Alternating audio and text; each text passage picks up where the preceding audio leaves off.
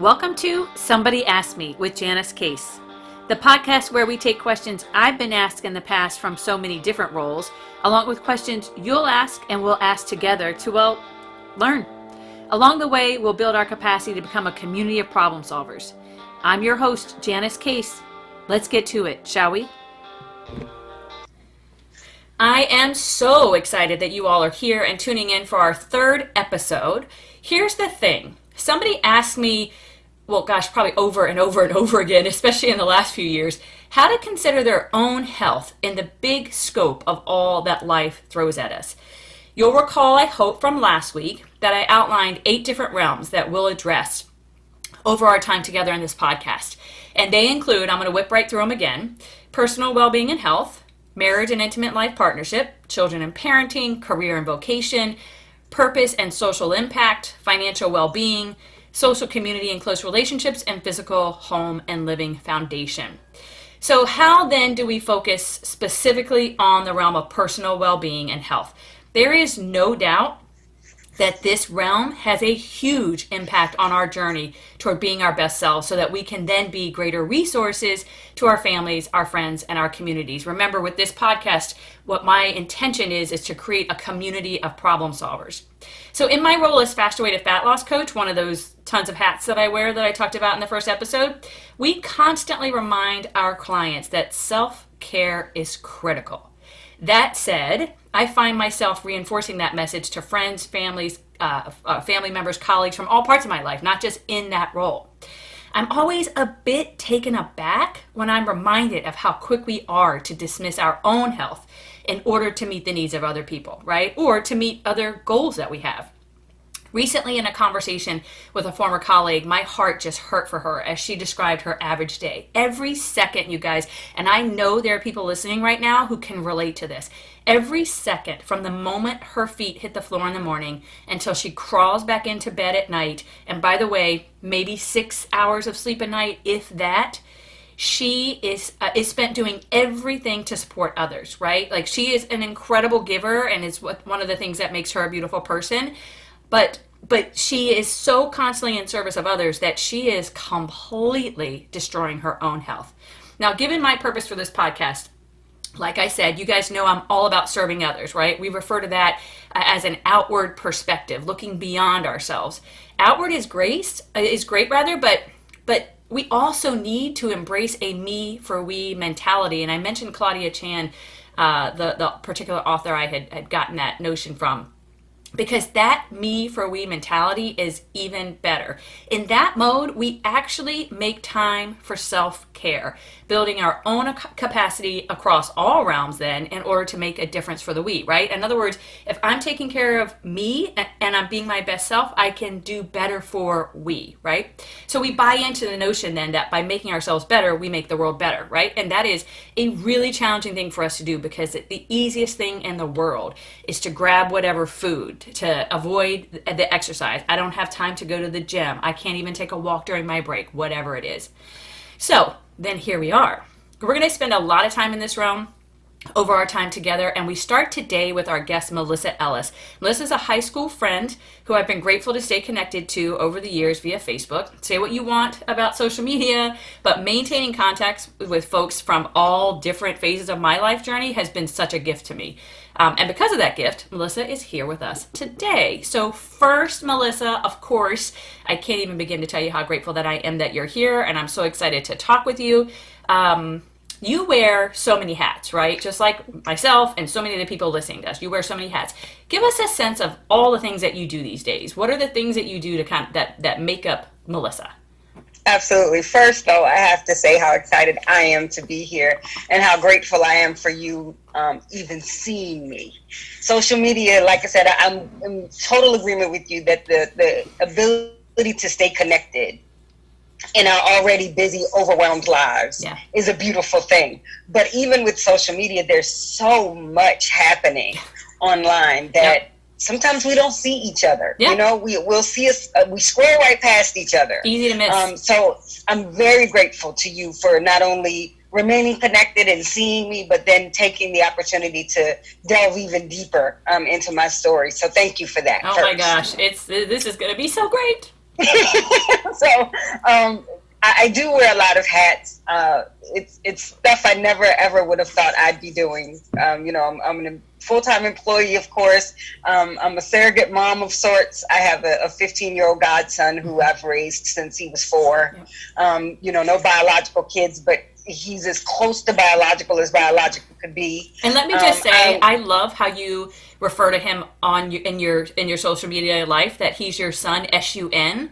Yes. Melts my heart every time. Go ahead. Yes, because and the reason I do that is because his mom is very active in his life. Sure. I don't want to give anybody the impression that I'm his mother or that I'm taking her role. It's never been that. She's always been very active in his life.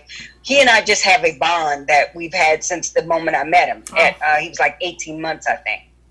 And it just turned into, he was staying with me, and then it was a little bit longer, and then it was a little bit longer, and I was like, hey, just let me put him in school. And then I put him in school, and before I know it, he's 15. Wow. Talk about community. Like, seriously, talk about community. I love that. And still in my home. I mean, his mom lives like not even a mile away, so he sees her every day, so it's not...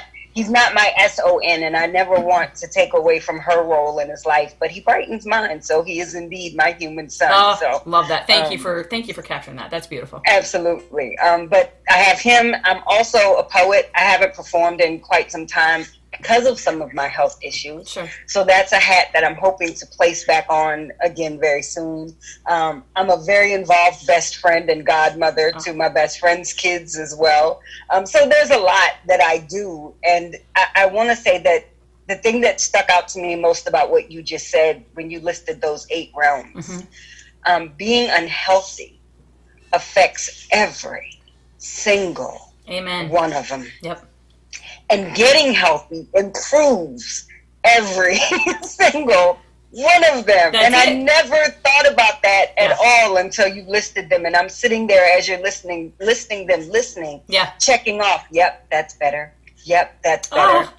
I mean, it's amazing. How great really is that? Is. And I hope that people are paying attention to this podcast and to what you're saying, because there's so much truth here, Janice. Well, and that that list, and I mentioned this last week, comes from Claudia Chan, and she does a lot of things, but the particular book I read was How We Rise, and she says that we have to live our lives kind of like we're running a business, right? Because if we were running a business, we would never let one of those realms fall. We know every round, and we are committed to every round.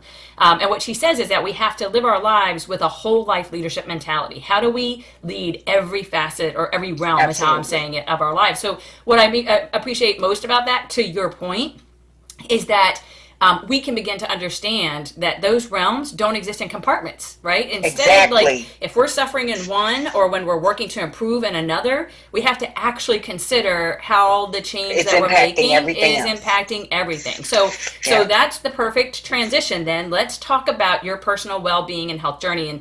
And of course, folks know we talked offline, and what we said was, I'd love to get a sense of your journey over time, however you want to capture that for folks. And then, of course, eventually we'll get laser focused on where you are now. So take us back to wherever you feel like is a great starting point for folks. It might seem like, Sicily 1820, but it's like, it really goes all the way back to childhood for me. I was raised by my grandmother, and my grandmother's answer to everything was food. Everything. She praised me with food. She punished me with food. She took care of a good day with food. She took care of a bad day with food. When we were bored, it was it was just always food, but it was with love. Sure. So food for me has always been attached to love. Right. And so I've been an overweight person since I was a child. I was an overweight child, and it went into teens, and it went into adulthood, and it existed up until just the most recent scare. So I've always been heavy. I never really let it stop me. I mean, as you know, I was a cheerleader in high school. Absolutely. And I was popular, and I had friends. I wasn't picked on for my weight or anything like that.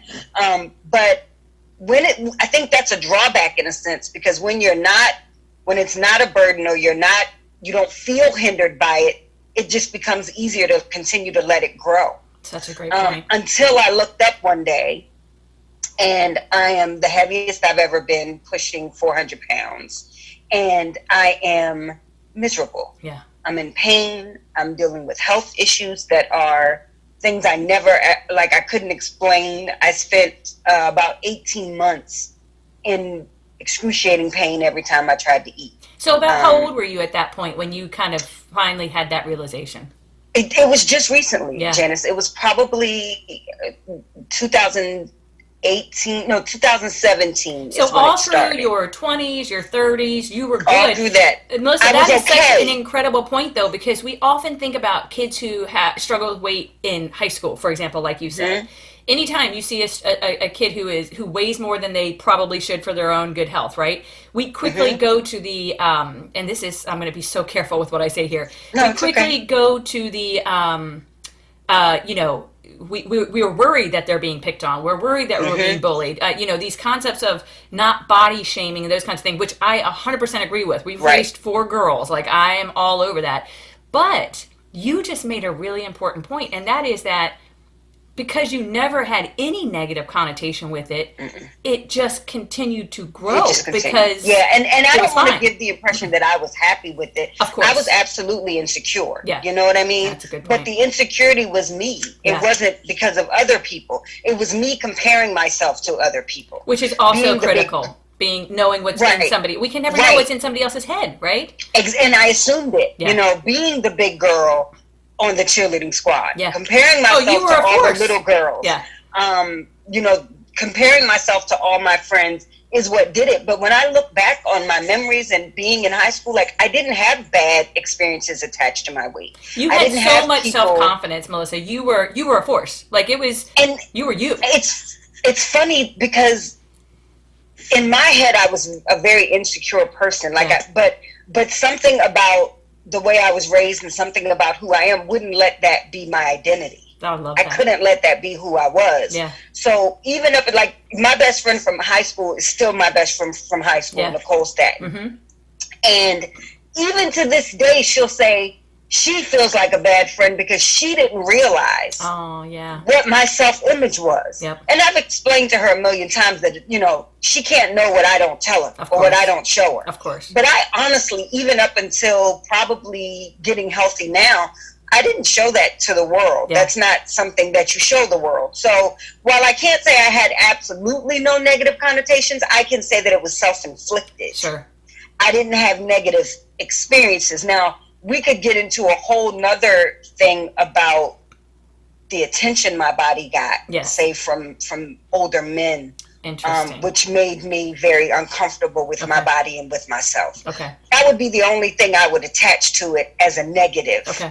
as a kid or as a teen or as a young adult. So because it wasn't like I was very active still. I moved around with ease. Yep. I have what some people consider a shapely body, so Yeah. I'm curvy. Yeah. So some people, would see that and still consider it attractive. Of So course. even if it had extra weight on it, it was still an attractive body. Absolutely. So I wasn't ever one of those people who sat around feeling, unattractive because of my weight. So I just kept going. Sure. It just kept growing. Right. And before I knew it, it wasn't until I started feeling the physical effects Yeah. of it affecting my health, when my knees start hurting. Sure. And when my back start hurting, and when I started having these, the thing that prompted me to go the route I finally went, like throwing up every day and, Yeah. just feeling really sick. That's when, and it was a doctor who said, this is because of your weight. Oh, wow. And I'm like, no, you're not going to blame this on the fat. You're going to figure out what the problem Oh, is. how interesting. Yeah. Yeah, and so it can easily and quickly get out of control Sure. if you're not fully aware of all of the impacts that Yeah. it can have on you. Well, and that's such an interesting kind of spot to end up with, right? Where you're like, I'm thinking about all the pains and aches and pains and stuff you're talking about. And in my mind, I'm thinking whether you weigh 400 pounds or 200 pounds or 150 pounds, you turn 40 and your body starts to go, hold on a Right. second. We got to think about what you're doing because, I'm not going to be as good as I've always Exactly. been, right? But to Right. get to that point and to have a doctor say to you, this is weight, and your kind of gut reaction, which I love, by the way, because let's not take the easy route, is let's figure out Exactly. what's wrong. And yet, in the last couple of years, as I've been involved in the Faster Way, I've learned a lot more about nutrition than I have ever known before. And that is the thing for me now. Any symptom at all, right? Name a symptom. The first thing I think about is nutrition. What have I put in my body? If somebody says to me I have constant blank, I'm not a doctor, but I say, what are you eating? Right? So it's great that he was able to say that, you were able to respond, but then you kind of were able to come to a conclusion together. Yeah, what I've found, because before getting healthy, and even now, I will continue to be a body positivity advocate. Absolutely. Always have been, always will be. Love that. Because I have, been a big woman all of my life. I've in that community, in the plus size community, that's a really quick out for a lot of medical practitioners. You're fat, you need to lose weight. Give me my $300 and get out of my office. Yeah, and by the way, here's some diet pills, here's some whatever. Right, and again, exactly. I always want to be careful. We're not doctor bashing. We're not, none of those things. Absolutely. But that is a real concern. Yeah, it is a real concern. And so I wasn't okay with that just being the response. Even if it is weight, you have to tell me why. Yes. You have to explain to me how weight is causing this particular thing. And I've been very lucky that through my entire journey, I have had doctors who understood that about me. Sure. And was able to give me the why. But there've been one or two that I've had to press. Right. Nope, I need to understand this better. I need to know why. And when he was able to tell me how and why it was indeed the weight. Sure. I couldn't argue with that. That is what it is. Well, let me dig into that. I understand the outcome is the weight, and therefore the weight is causing certain things. But through that conversation with him, and I'm thinking about this in terms of because I want to go back. You said you made a commitment to you're going to continue to be a body positive advocate, which I feel like I am as well, and so I'm so glad to hear that. But and in that light, I want to be clear to anybody who's listening that we're not talking about getting skinny, right? We're talking about getting healthy. At all. Whatever healthy Absolutely. looks like for you, because what we know is what a person looks like does not determine how healthy they are, right? Exactly. So, thank you for saying that. Yeah, absolutely. So with that, I'm going to be curious, and it doesn't have to be right now in the conversation. I'm going to be curious about the role, because obviously in the beginning you're focused on losing the weight, but I'm going to be curious about how much nutrition conversation is behind that, because I feel like that's a critical piece. So go ahead. It is a huge piece. Yeah. Yes, and I want to address that right now, actually.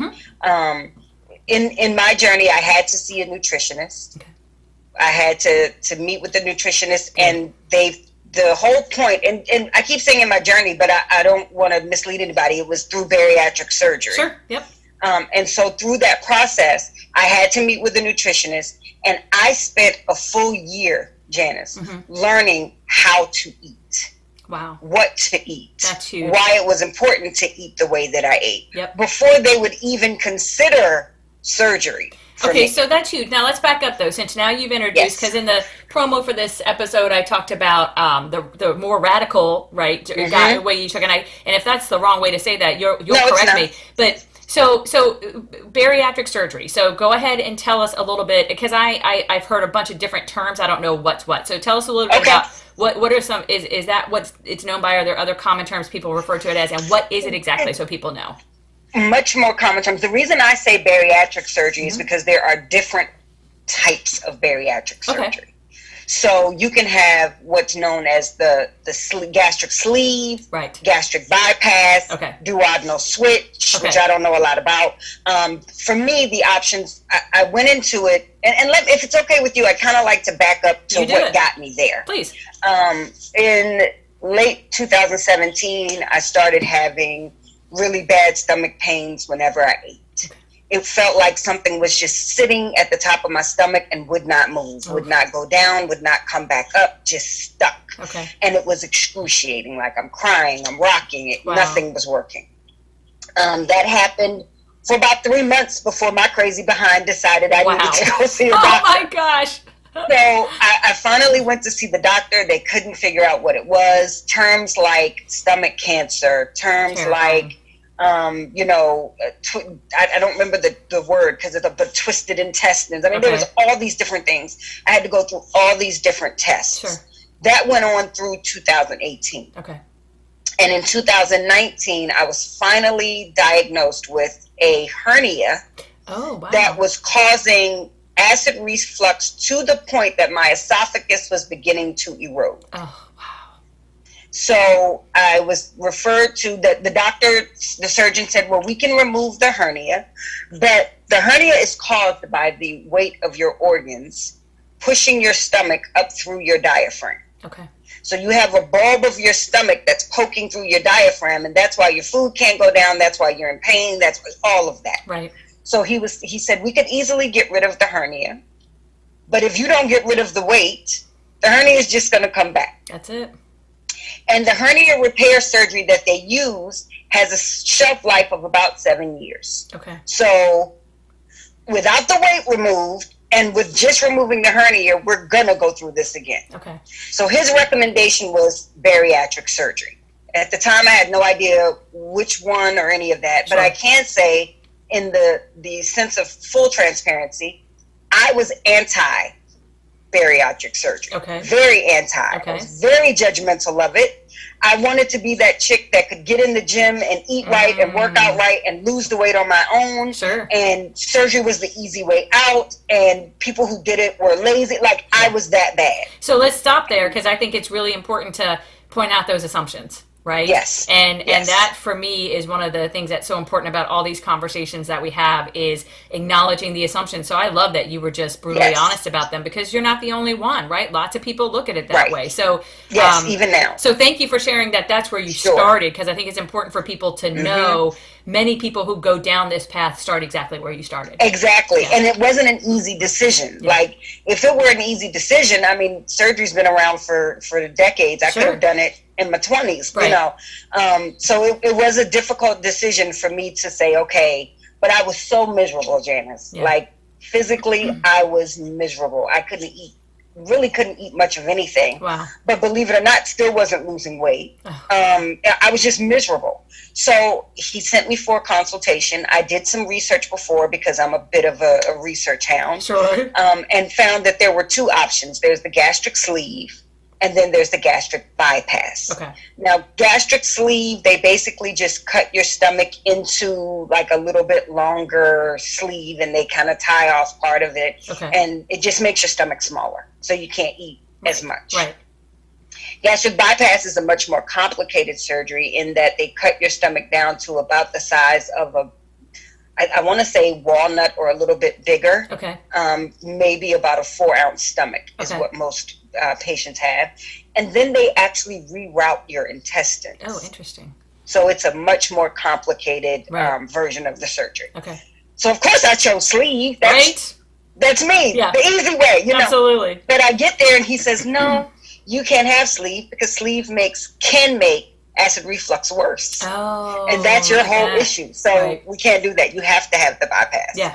So that's what I ended up going with. I refer to it as bariatric surgery, because I feel like it's all inclusive. We all experience some of the same things. Makes sense. So I don't feel the need to set myself apart as a bypass patient versus a sleeve patient. Okay. But the one that everybody's probably familiar with hearing is gastric bypass. So take us back to. Oh, sorry, I don't want to interrupt you. Take us back to. I was just going to say, which is the one that the TV show, My 600-Pound Life. That's the Dr. Now. That's the one. That's a great connection. Thank you for that. Yes. So take us back then, though, to that moment. So you you kind of finally came to the conclusion yourself that when the doctor said you have to lose the weight, that yes, it was the weight, that no, yes, you could solve the problem of the hernia, but the long-term solution to better health for you was losing the weight.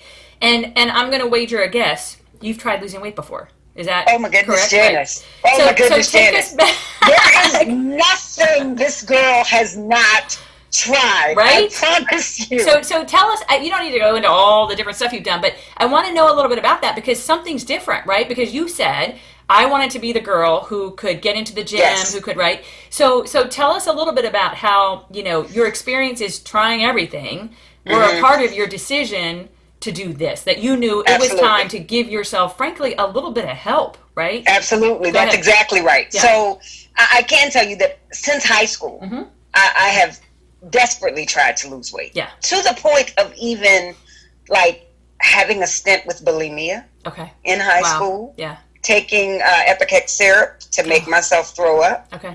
to realizing that was not going to work for me. Yeah, and long term, not so much. Then trying all of the grapefruit egg, Atkins, South Beach, Weight Watchers. Yeah. I mean, everything. When I say everything, I mean everything. Sure. And even being in the gym like crazy. Yeah. Like it used to surprise people because I was 300 plus pounds in a gym running. Yeah. Like I was a fanatic. I could probably be a personal trainer. Right. Wow. Because I know that much about muscle groups and weights that work for muscle groups and cardio. I mean, like all of it, because I was just that fixated. So that's so important, Melissa, because again, I'm going to go to this assumptions, right? Because the fact of the matter is we're human. And so we make assumptions and we make judgments and we do all those things, right? So I think that's such an important part because I'd like to think that we're all better educated now in 2020, but the fact is, unfortunately, we're not, right? So I love what you just said about being the 300-pound plus person in the gym. Yes. Who knew all that, who was running on the treadmill, etc. Because the fact is we walk around and anywhere, day to day, and we see people of a certain size, and some of the assumptions that come to people's brains, right, are, gosh, they need to get into a gym. And meanwhile, you're like, I can run circles around you. Yeah. Yeah, I'm the woman that maybe ate once a day. Yeah. But when I did eat, it was dumb stuff. Right. It was junk food. Yeah. Or I would go all day long at work without eating and get home and be ravenous and tear up the fridge. Like I was her. So it wasn't that I was eating all day long or eating big portions. I wasn't eating a dozen eggs in one sitting. Like it wasn't that. So you're right. The assumptions are something that we absolutely need to shed because they're often untrue. Just like the assumption that someone who's thin is healthy. Agreed, 100%. And you're getting at some of the myths around food, right? That, as long as I eat less, right? If I want to lose weight, I have to eat less. And of course, now what we know, and it's not generally kind of known or understood, is that it's not about eating less. It's about eating what's right? It's eating the things that are going to fuel your body. So oftentimes people like yourself are really starving themselves, and so your body's fighting back by saying, if you're not going to give me a lot, holding on to the weight. Amen. Yeah. Absolutely. Just to give you an idea, I actually remember sitting in a Weight Watcher session and the meeting leader was standing up there advocating their point system, and she literally told people, you can have M&Ms all day long as long as you stay within your points. I lost all of my weight eating candy and not exercising, and I lost over 100 pounds, and I'm sitting in the meeting like, but that's not good. Like, I don't know. Yeah, and I remember that doesn't seem okay. Yeah. Well, and let me just say this, because I'm new to podcasting, so I don't know what I have to worry about. We are not bashing any particular program. We are simply talking about Melissa's experience, and the fact is, no matter what program you've tried, whatever, the fact is, when you have a lot of people who are doing exactly like your leader is leading, people are going to say stuff, right? So that's absolutely right. And I'm not saying her. Oh, I know. She was a reflection of Weight Watchers. Of course. In any way. Yeah. Because Weight Watchers worked for me. Yeah. Like everything worked for me. Let me just be very honest. That's a great about point. That. Everything worked for me when I worked it. Yep. The problem is I couldn't stick to anything. Yeah. You couldn't live a lifestyle that way. Yeah. Yeah, I didn't stick to anything. And like Weight Watchers was very successful for me. Atkins was very successful. Like all these programs work. Sure. That's why people do them, and you can find people all over that are advocates for them. Of course. But they didn't work long term for me. Sure. And that was actually the truth in what made me decide to have surgery. To go back to your question. Yep. Because when I started the journey, the doctor put me on a specific diet where, of course, it was pretty much low carb. Right. But he explained to me that my focus was protein. Okay. And so I was to eat protein first, and then everything else was, vegetables were next, and fruit if I needed something like that. I lost 30 plus pounds before I even had surgery. Okay. And I went back to my doctor, quite the cocky person. I don't need this surgery, sir. I got this. I'm good. I got this. And he said, he laughed. He literally laughed at me. And he said, Melissa, how many times have you had this? And I said, what do you mean? He says, how many times did you feel like you had it? How many times have you lost weight? And you were like, and 1, 5, 10, 20, 30, 40. Yes, I've lost weight and significant amounts of weight. Yeah. But then I'd gain it back plus some. Yep. And every plus some pushed me higher and higher and higher in my weight. So that was the decision. That was the click for me. Right. that made me realize that I have to find the right way to get this weight off, keep this weight off, so that I can still be the chick who's eating right and working out in the gym. I had to figure out that they're not mutually exclusive. That's it. Yeah. It can all work together. Right. So the surgery, you used the perfect phrase, was a little bit of help. Yeah. That's what the surgery is. It's help. Right. It's not a cure. Yeah. It's not a fix-all. There are plenty of people who've had surgery who have gained their weight back plus some. That's it. I know some in that realm. I do too. And that's, And so luckily, and if it's okay, I don't know if this has to be edited out, I'm good with that. But my doctor is a doctor in Somerville, South Carolina, named Dr. Michael Michelle. Okay. And I'll admit that there are two doctors at this particular center, and one is very charismatic and on YouTube and has kayaking videos, and I really wanted that doctor. Sure. But that doctor only does strictly weight loss. My doctor deals with health issues and weight loss. Okay. My doctor is a why kind of guy. Got it. So he knew he was the perfect fit for me, and I didn't even realize it. Sure. But he knows that he has to explain the whys of things to me. Mm-hmm. So he explained why the protein is important. Okay. He explained how the protein aids in weight loss and surgical recovery and just all of those things. And so because of that, I was able to make this decision very confidently. Okay. And no longer felt like this was the easy way out or cheating or any of that, because it still requires work. Okay.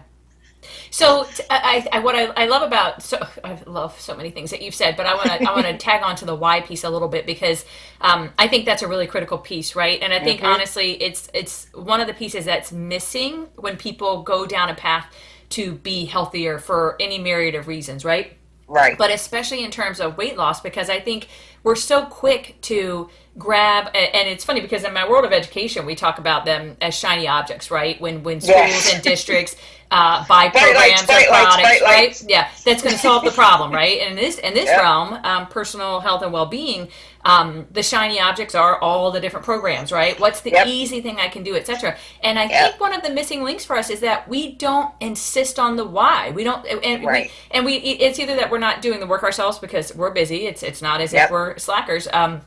But insisting on the why, I think, is so important, because let me ask you this: do you feel like you were more committed to the process, especially that weight you had to lose before the surgery, because you understood the why?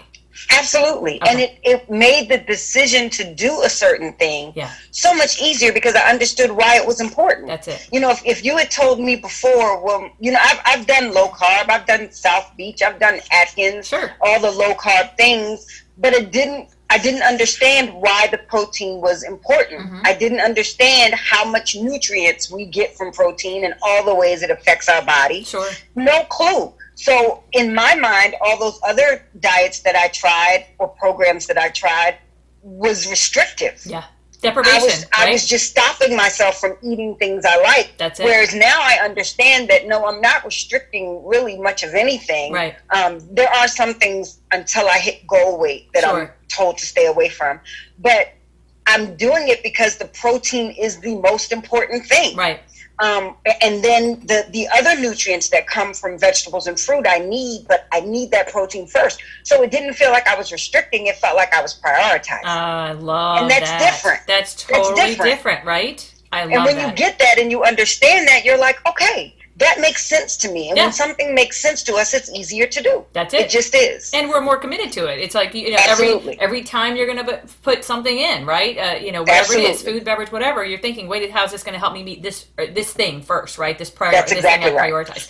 So tell us when you had the surgery, and tell us then about the journey since then. And I'm going to be, while you're chatting, in my mind, I'm going to be checking off the boxes of all those realms we started with. There's 8 realms, right? Awesome. About what the influence has been. Now that and again, it's not about you had the surgery and it was the magic bullet, because we've talked about that. But as a result of getting that little bit of help, and plus what else? Like, tell us what else you're doing in order to, like you said, people have the surgery and gain weight, right? Right. So tell us kind of since then, like what's the lifestyle that you lead now with respect to nutrition and health, and then tell us a little bit about some of the things that you're seeing. Okay, absolutely. So I had surgery September 26th of 2019.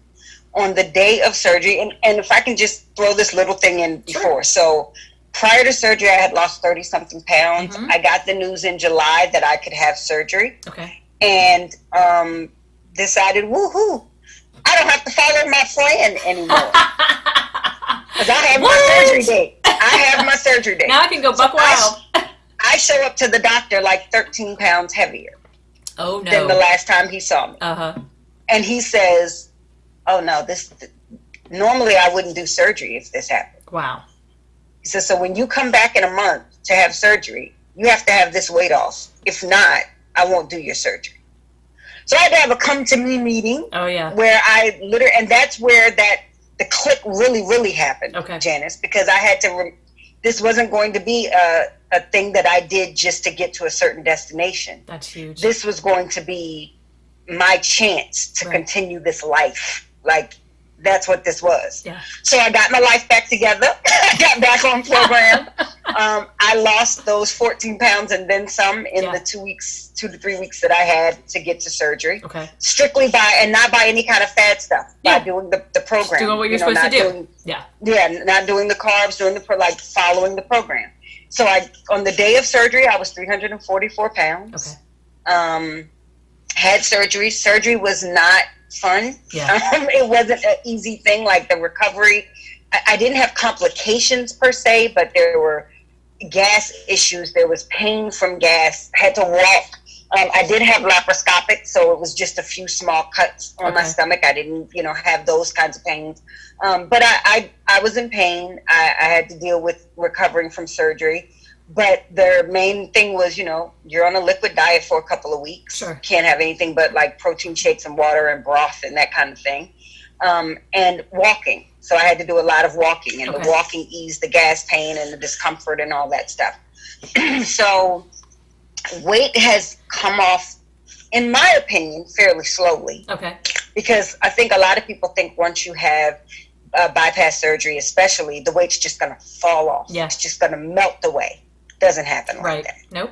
I'm losing about the same amount of weight that someone would lose if they were in the gym consistently and eating properly, which is anywhere from 1 to 2 pounds a week. Okay. It's pretty much what I'm losing. Sure. It has geared up a little bit more this last couple of months. Okay. But I think that's because I am more active and feeling better, and so I'm doing more. Sure. So my life since surgery has really been about learning. Okay. I really was like a child again in terms of learning to eat. Right. So in the beginning, it was liquids. Okay. Then it was puree, which is what I call the baby food stage. Okay. And then it went to soft foods like eggs and tuna with lots of mayo, like soft, very mushy kind of foods. Until eventually I got to the point at around 8 weeks where I could try just about anything and see what works for me. Okay. Not everything works for me. My pouch, that's what we call our stomachs now, pouches. Okay. A lot of us named them. Mine is Pippi. I love that. I'm a huge Pippi Longstockings fan. That's and great. Pippi is unpredictable and intense and wild, and she does what she wants to do. And my pouch is very much like Pippi. I love that. The pouch is still very small. The pouch can only hold so much, so I can only eat so much at a time. Okay. And I think that is the thing that makes the biggest difference. Sure. That I can't eat the way that I used to in some regards. Now, I can still eat the bad stuff in small doses if I were to choose to, but I don't choose to. Good. Because I've made that commitment to myself Sure. that I want to be healthy. So I still follow my program. I still eat protein first, followed by vegetables, followed by fruit if I really need it. I only snack if absolutely necessary, and it's always like some nuts or some cheese or something like that. Okay. I work out still. I still have to go to the gym. Yeah, of course. So I'm in the gym 3 to 4 times a week. Yeah. But I am now I'm truly committed to my Fitbit, which never leaves my body except to charge. Yep.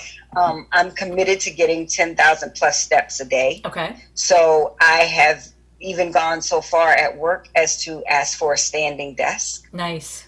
that I can raise and lower, and for at least 15 to 20 minutes per hour, I am standing and moving while I work. I love that. Thank you for all those little examples, right? The day-to-day real life stuff.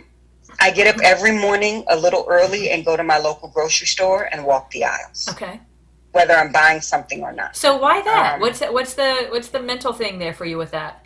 You know, I was going there. I think it's crazy. My whole relationship with food has changed. Sure. Because I can't just have all the stuff I used to have, and it can't be my comfort. Right. But as crazy as it sounds, I feel a sense of comfort walking that store and still being around food. But it was also my test to myself. Okay. I will walk the candy aisle twice. Wow. So that's a control thing, right? Like you're really proving to yourself that you have control. And I've actually had conversations with the candy as I walk the aisle. You no longer own me. Oh. You no longer have control. You are no longer my weakness. I win.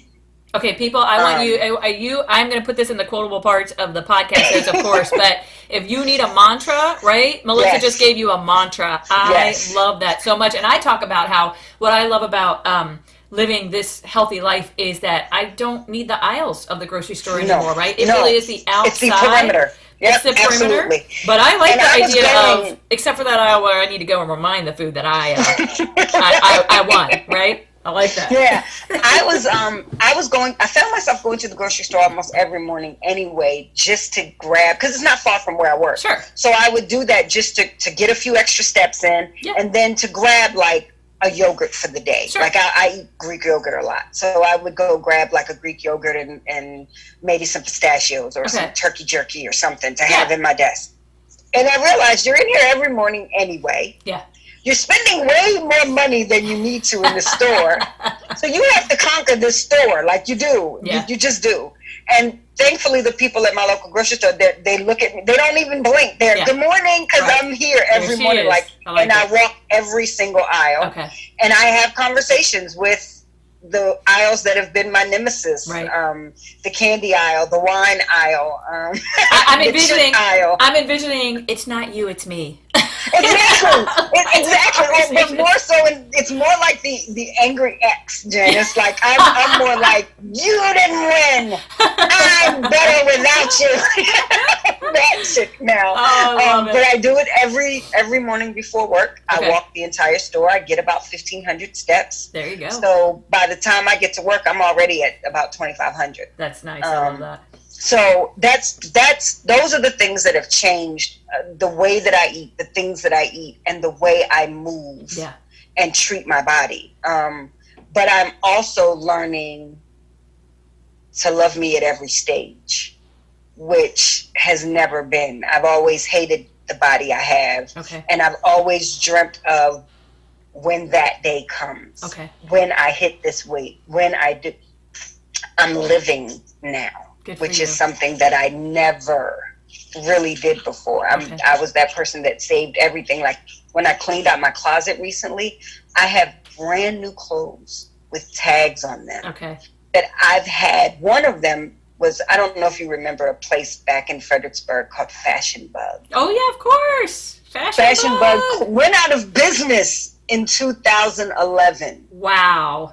I had a Fashion Bug shirt with the tag still on it, hanging in my closet as one of my dream garments. Wow. That I was going to wear someday. And I realized that I do that a lot. I postpone joy. I postpone happiness until I hit, until I do, until it's special. Yeah. And this journey is teaching me that every single moment is that moment. Yeah. So there will be no more waiting, postponing happiness. I will celebrate me. I will celebrate my life. I will celebrate my body. And I'm doing it in a way that I hope will help other people do the same.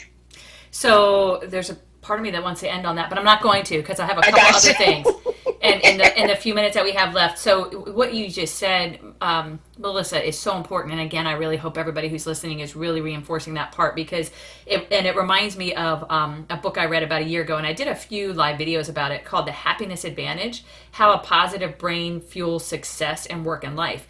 But the research, right, by this what was he? I think he was a sociologist, I think, is this idea that happiness begets success, not the other way around. Absolutely. And so often, especially when it comes to our health goals, we say, when I blank, lose this, Yep. can run this far, whatever the goal is, I will be Then happy. I'll be happy. And, Yes. But the research shows that if our brain is happy, we are more likely to actually meet the goals we set for ourselves. Absolutely right. So I love Absolutely that right. you said that in kind of real life terms. And what I want to do kind of in our final part here is you've started doing some live videos on Facebook, and I really encourage Yes. people to go follow Melissa on social media and to continue to track her journey. But in a few of them, whether it's a static post or a video, you are talking about some of the very specific differences. And the one that's sticking in my head was, I think it was being at your son's school, but being Yes. able to sit on the ground and get up.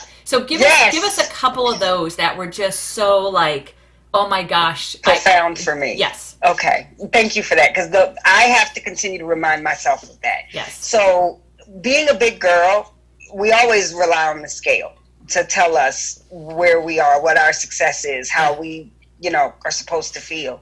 One of the things that my doctor and his staff have been really great about is what we call non-scale victories. Oh, it's my favorite term. I love it. So, yeah, so I have to focus on those things because, 40 plus years of trust, relying on the scale. Yep. I have to remind myself that it's so much bigger than just the number. Yeah. So my godsons had a space night or galaxy night or something at their school. And I had no clue what to expect. I thought we were going to go. I knew they were going to do some kind of planetarium type thing. Sure. So I figured, okay, so I'll take them. I'll go. And there's this big blow up thing that we have to step into, and then everybody has to sit on the gymnasium floor. Yep.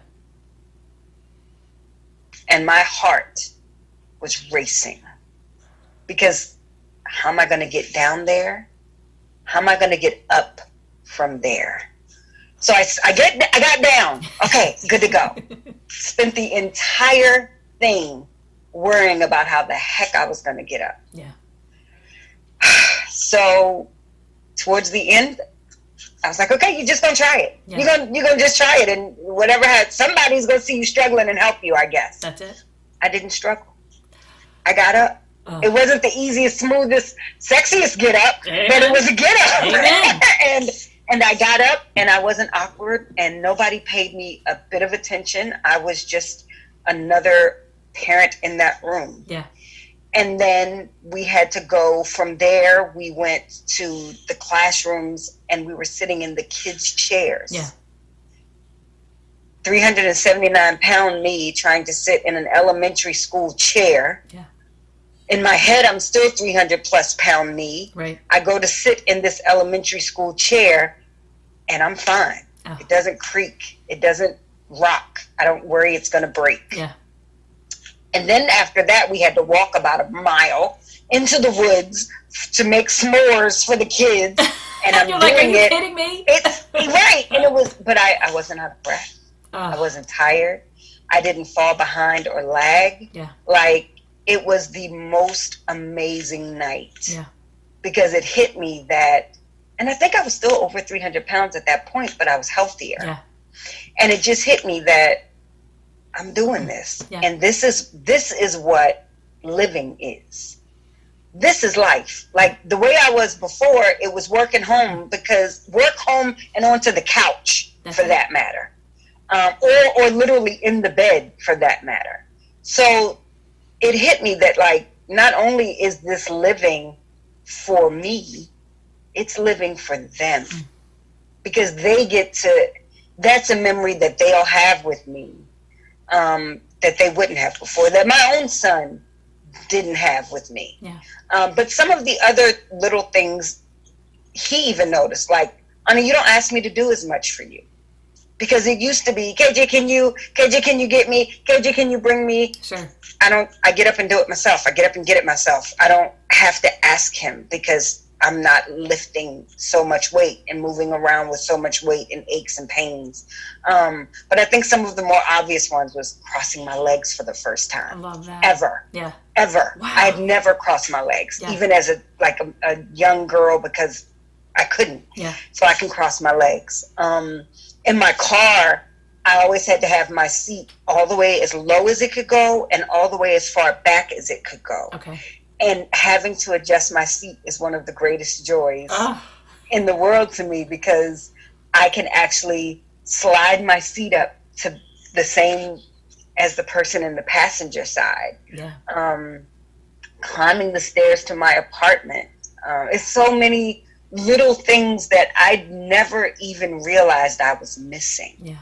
The joy of doing, because my body just couldn't. And I keep saying, and I'm very, I really want to stress that it's not just losing weight. Mm-hmm. It is the health side. It's feeling better. But the losing weight mattered to me too, because being a big girl, you take up a lot of space in the world. Okay. And I was not everybody is. Some people are perfectly fine with the space they take. I personally was very self-conscious. So I was constantly drawing myself in to feel smaller. Wow. I don't have to do that anymore. I just fit. Yeah. My space is, it's a normal space. So there's so many nouns. I could talk about that subject forever. Of course. And I do on my page. So if people want to follow me, they're more than welcome. But I'm trying to make those measures more important than the scale can ever be. And I so love that about you, because I just feel like that's where we have to be, right? And when we think in terms of, just health in general, but I'm glad we're going to kind of end here, because what I really appreciate about your message, Melissa, is that point you just made about space and how much space we take up. And again, it's, we could be talking about so many of these things for so long.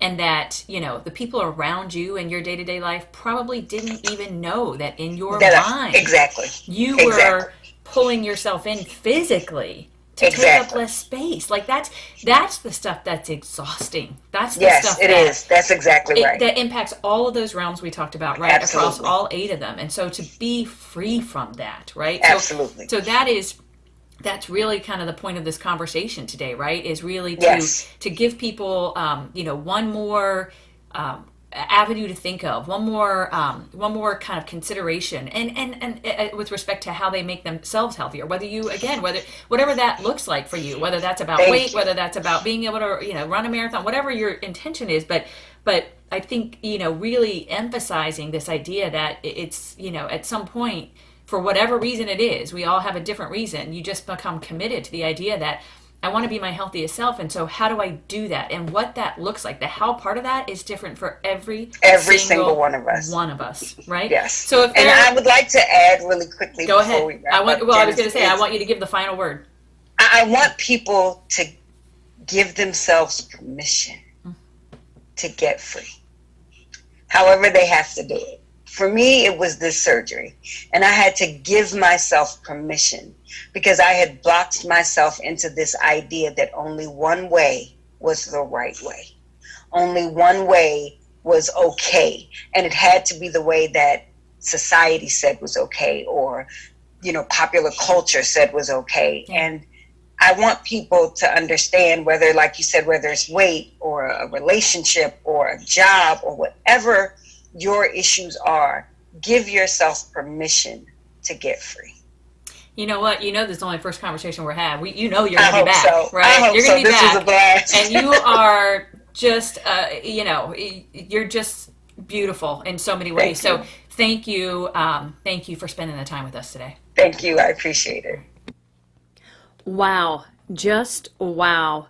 Melissa was a force in high school and continues to be a force today. Didn't you guys just love her?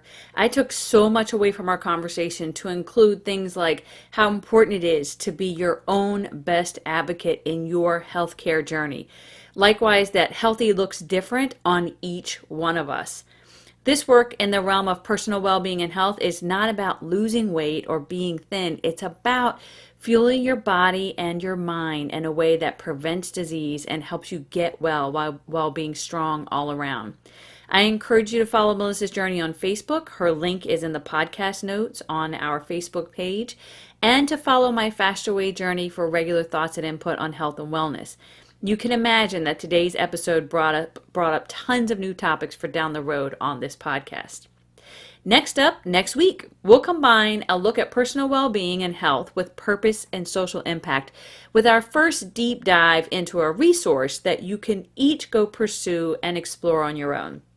You've heard me reference the book Claudia Chan's This Is How We Rise as a basis for the realms we're exploring together in this podcast. Next week, I'll be joined by my friend and fellow Navy spouse and fellow Faster Way coach, Alicia Brunson, as we explore some of the important topics from this very book. We'll especially consider this idea of purpose, how we discover our own, and how we broaden our perspectives to include making an effort to make the world better for those around us. So be ready, tune in next week, and we'll get to it.